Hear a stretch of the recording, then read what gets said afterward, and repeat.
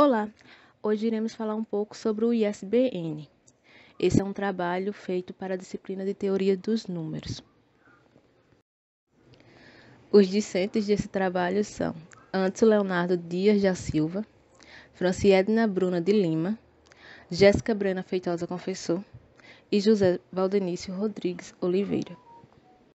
No sumário temos alguns tópicos que irão ser abordados durante o trabalho, que é o ISBN, a história do código ISBN no mundo e a história do código ISBN no Brasil, tipos de obras que recebem o ISBN e como identificar o ISBN em um livro. Então, primeiro precisamos saber o que é o ISBN. O ISBN é um sistema internacional padronizado que identifica numericamente os livros, segundo o título, o autor, o país e a editora. Utilizado também para identificar softwares, seu sistema numérico é convertido em código de barras, o que elimina barreiras linguísticas e facilita a circulação e a comercialização das obras. Esse sistema é controlado pela Agência Internacional do ISBN, que orienta, coordena e delega poderes às agências nacionais, onde é designada em cada país.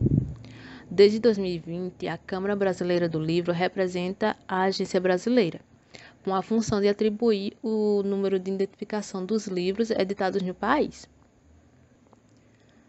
Uma vez que é feita a identificação de um livro, ela só se aplica àquela obra e edição. Jamais será repetido em outra.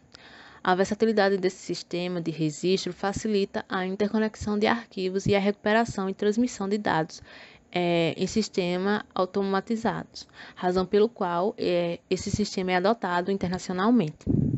Então, nesse trabalho, vamos falar um pouco sobre a história do ISBN no Brasil e no mundo, como ele é solicitado e onde achá-lo em um livro.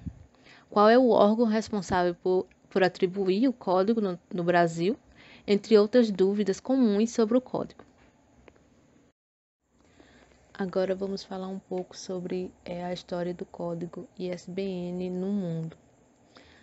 Com o tempo, o ISBN se tornou referência mundial na identificação dos livros e outros tipos de publicações monográficas. Foi a partir da atribuição do código ISBN que as buscas pelas obras e as atualizações bibliográficas se tornaram mais simples e fáceis.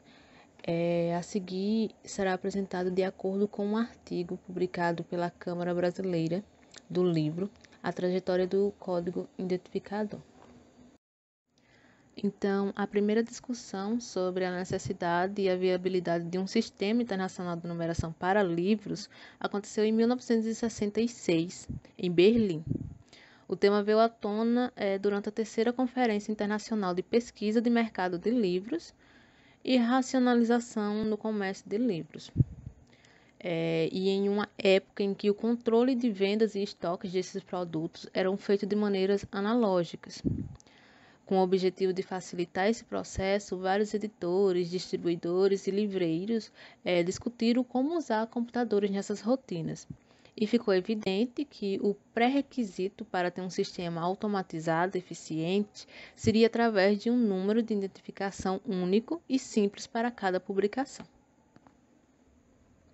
Então, o sistema que viria a atender essa necessidade ficou conhecido como o ISBN e foi desenvolvido a partir de um código de numeração de livros que foi introduzido no Reino Unido em 1967.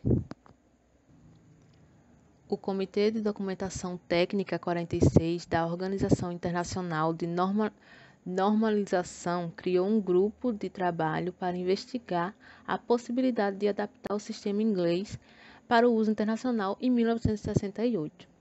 E em 1969, o sistema ISBN chega finalmente aos Estados Unidos. Em 1970, o ISBN é aprovado, como resultado dos encontros do comitê criado em 1968.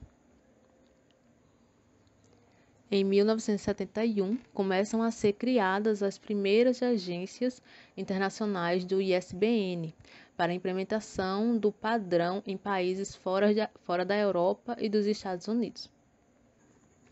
O padrão original passou por revisões para melhor se adequar às necessidades de metadados nos anos de 1978 e 1992. Quando itens de livros começaram a aparecer em novas formas de mídia, o sistema foi expandido para cobrir mais de 160 países em 2005. Em 2007, até então com 10 dígitos, o ISBN passa a ter 13 números, recebendo mais especificações sobre os metadados, que precisam ser fornecidos ao atribuir essa identificação a uma respectiva publicação. O código criado em 1967 só começou a vigorar na América Latina graças ao incentivo do Centro Regional para o Fomento do Livro na América Latina e no Caribe, que no ano de 1971 iniciou uma série de esforços para estimular os países da região a adotarem a padronização. Apesar de ter sido rápida, a implantação de agências do ISBN na Europa e nos Estados Unidos, havia o desafio de expandir a utilização do número padronizado para as demais regiões do mundo.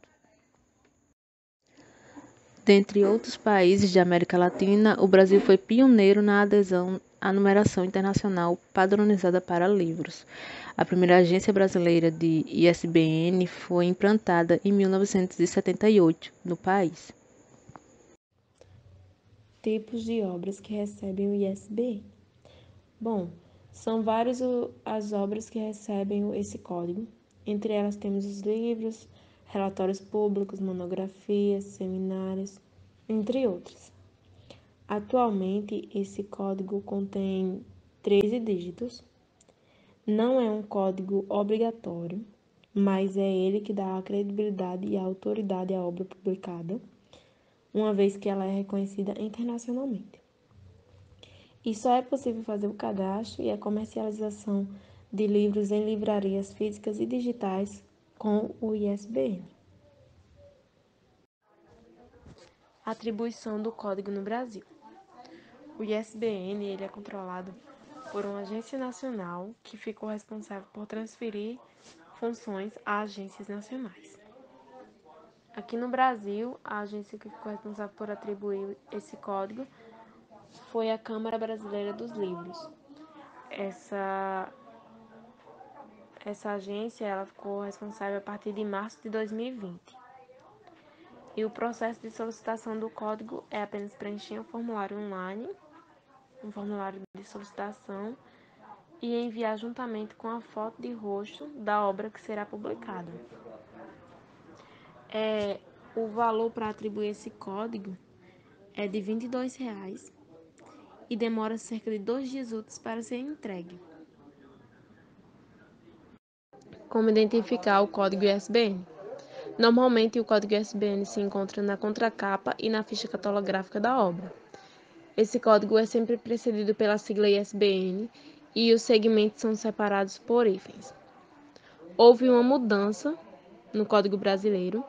Desde 1978, quando esse código foi implantado no Brasil, o prefixo identificador que representava o país era o número 85. Mas as combinações possíveis com esse número já estavam sendo esgotadas, e por conta disso a Agência Internacional liberou o número 65 como novo prefixo brasileiro. Os 3 primeiros dígitos, quem determina é o GS1, entidade internacional que gerencia os códigos de barra de todos os produtos. No caso dos livros, usa-se o código 978. O próximo número refere-se ao país, que é o código 65. Em seguida, identifica-se a editora do livro. O tamanho desse número depende da expectativa dos números de edições do livro. Pode conter até 7 dígitos. Depois vem o número de publicação, que pode conter até 6 dígitos. Refere-se ao título do livro dentro da editora. E, por último, é o dígito de controle ou dígito verificador, que garante que todos os códigos de ISBN sejam únicos e exclusivos em todo o mundo.